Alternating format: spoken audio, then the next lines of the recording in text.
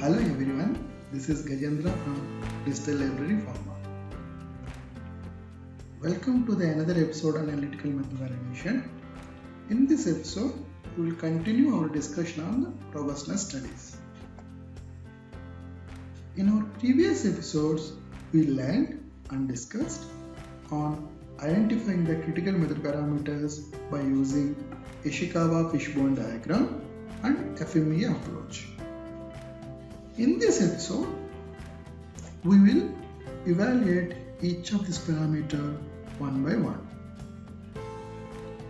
Let us start with the extraction time. Extraction time of analytical procedure is very critical as it's directly proportional to the recovery of the results. To design extraction time robustness studies, let us see one example sample preparation procedure. Here is the sample preparation procedure for our XYZ film coated tablets.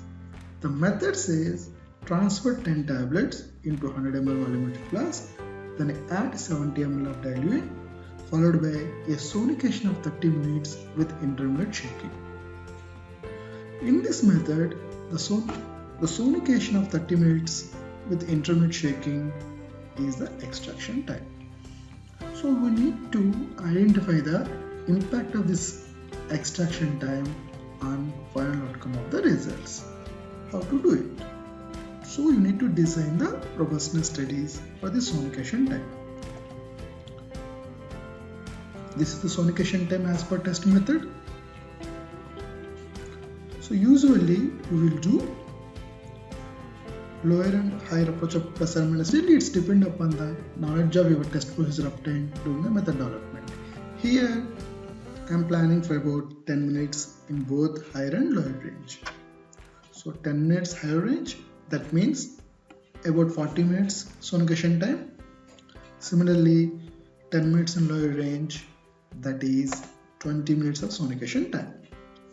Once you design the experiment study, you need to perform the experiments. So you need to perform the experiments in all three conditions, that is at target condition 30 minutes and lower sonication time 20 minutes and higher sonication time 40 minutes in a duplicate. Once you prepare the sample solution, you need to analyze them as per test procedure and calculate all the results obtained in all 6 experiments and compare this result with each other. Then calculate the percentage relative difference between the results obtained in lower and higher sonication time against the results obtained in target conditions. What is the acceptance criteria? To evaluate the acceptance criteria of any method during the robustness depend upon its acceptable analytical variation. For example, in SAV-HPLC method, the acceptable analytical variation is 2%. So the acceptance criteria to evaluate the robustness of SAV-HPLC test method will be the percentage relative difference should be less than 2% from its target value. Let us see the one set of results obtained during the extraction time evaluation.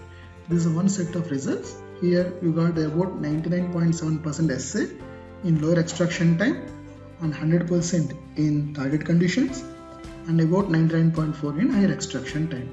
So what is our relative difference values? About 0.3% in lower extraction time and 0.6% in higher extraction time. This result shows that the method is robust between the 20 to 40 minutes of sonication time. So let us see other side also, that is failure also. Let us say you got the lower assay value in lower extraction time, about 96.5% and 100 in target and 99.4 in higher extraction time. So you got the failure result, the relative difference is about 3.5%.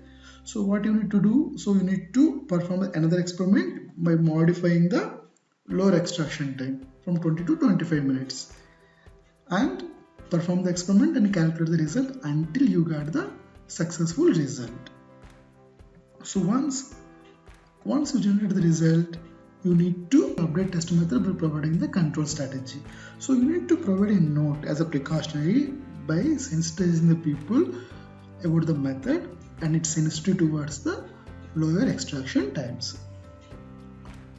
So if we have the shaking time in our sample procedure, follow the similar procedure and design it. If there is sensitive towards a lower or higher, update our test method with the control strategy.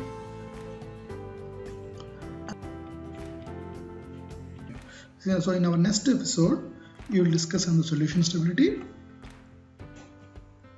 followed by robustness experiments of instrument parameters through OE-FET approach.